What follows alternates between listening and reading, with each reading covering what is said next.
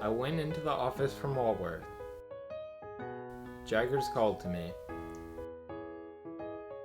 He said, "No ceremony and no dinner dress, and say tomorrow." Where should we come to? I have no idea where you live. Come here, and I'll take you home with me. He had a closet in his room, fitted up for the purpose, which smelt of the scented soap like a perfumer's shop. He would wash his hands and wipe them and dry them all over this towel whenever he came in from a police court or dismissed a client from his room. As we walked along westward, he was recognized ever and again by some face in the crowd of streets, but he never otherwise recognized anybody or took any notice that anybody recognized him.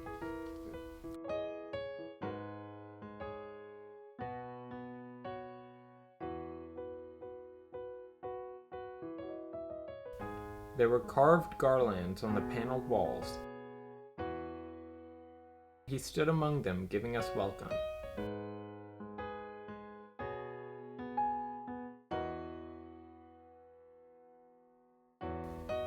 Dinner was laid in the best of these rooms.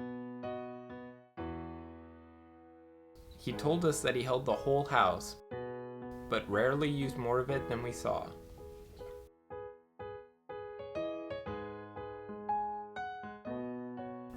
In our boyish want of discretion, I dare say we took too much to drink, and I know we talked too much.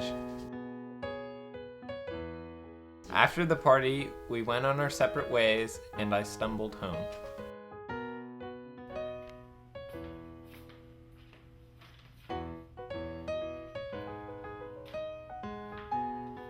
I received this letter by post on Monday morning, and therefore its appointment was for the next day.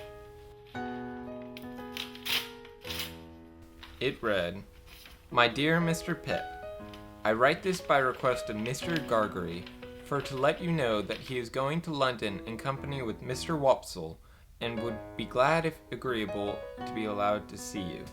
He would call at Barnard's Hotel Tuesday morning 9 o'clock, when if not agreeable, please leave word. Your poor sister is much the same as when you left. We talk of you in the kitchen every night, and wonder what you are saying and doing. If now considered in the light of a liberty, excuse it for the love of poor old days. No more, dear Mr. Pip, from your ever obliged and affectionate servant, Biddy. P.S. He wishes me most particular to write what larks. He says you will understand. I hope and do not doubt it will be agreeable to see him, even though a gentleman, for you had ever a good heart, and he is a worthy, worthy man. I have read him all excepting only the little last sentence, and he wishes me most particular to write again what larks."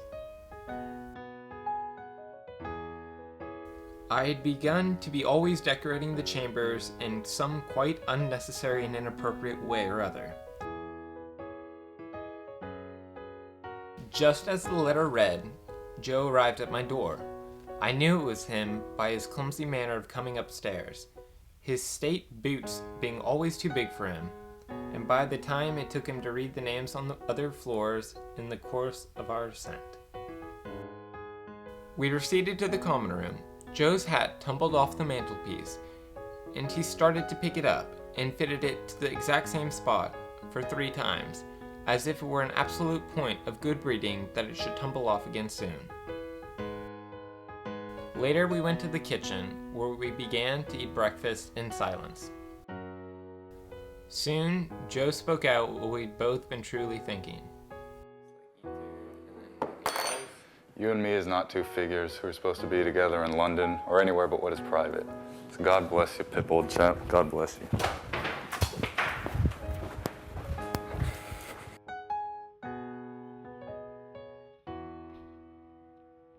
I hurried out after him and looked for him in the neighboring streets. But he was gone and nowhere to be found.